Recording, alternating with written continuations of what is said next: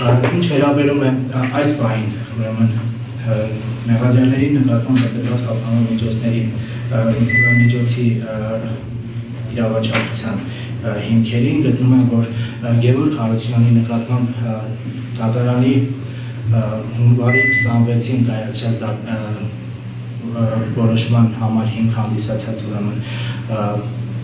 բարույթի ընթացքին խոչընդոտելու ռիսկը, նոր հանցանք կատարելու ռիսկը, ինչպես նաև Վերաքննիչ դատարանի փետրվարի 26-ին կայացած որոշմամբ ընդգծված ուրեմն փախուստը իրատեսական համարելու ռիսկը դեռևս պահպանվում են, քանի որ ուրեմն ճիշտ է դատարանում հետազոտվել են որոշակի ձանձրացող ապացույցներ, սակայն դրանք ուրեմն եղել են գրավոր ապացույցներից, որպեսզի պայմաններում մեղադրյալների կողմից դրանց վրա ազդեցությունը, դրանց փոփոխման, իօգուտ իրենց որոշակի ձևափոխությունների ենթարկելու հնարավորությունը կարծում եմ, որ զրոյական է, այն իրատեսական չէ։ Նույնը վերաբերում է նաև Նարեկ Օհանյանի մասով, դատարանի կողմից ուրեմն ռիսկերը բարույթի ընթացքին չխոչընդոտելու եւ նոր հանցանք կատարելու մասով գտնում եմ, որ դեռևս պահպանվում են, ընտրված խափանող միջոց կալանքի ժամկետը երկու մեղադրյալների մասով ենթակա է երկարաձգման ևս 3 ամսով։ Շնորհակալություն։ Արվելի կողմեր նկատի ունենալով, որ ապօրիններ արդեն ներեկվական դել նստեց հետևաբար պետական նիստիկ շարունակել պարսպան շարադրանքի համատեքստում այս պայից սկսեց։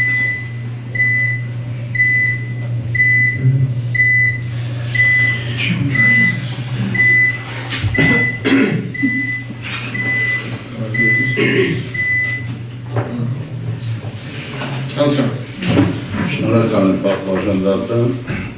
դատարան, նախ ուզում եմ հայտնել, որ հունվարի 26-ին ձեր կողմից կայացած դատական ակտով իրավաչափության պայմանները չի փոխվել մեղադրյալների նկատմամբ, ավելին ասեմ, մենք ընդամենը գրավոր ապացույցների մի մասն ենք ընդամենը կարողացել հետազոտել ու հրապարակել դատական նիստում, իսկ բոլորս կաչայտնի է ներգրավված ասենք այն վկաները, ովքեր որ պետք է դատարան այցելեն ու ցույց տեն, դրանց գերակշռող մասը հանդիսանում են մեղադրյալների մատերիալները, ուստի ես գտնում եմ, որ նրանց նկատմամբ կիրառված խափանող միջոցի իրավաչափության պայմանները չի փոխվել, այն պետք է երկարացնի։ Ես էլ կարճ կլինեմ, պատվաժան դատարան, իհարկե ողջունելի դատարանի ջանքերը, ես միշտ եմ ասել, առավել հաճախակի, ավելի ակտիվ դատականություն, քան ձեր նախարարության վրա գոյություն չունի,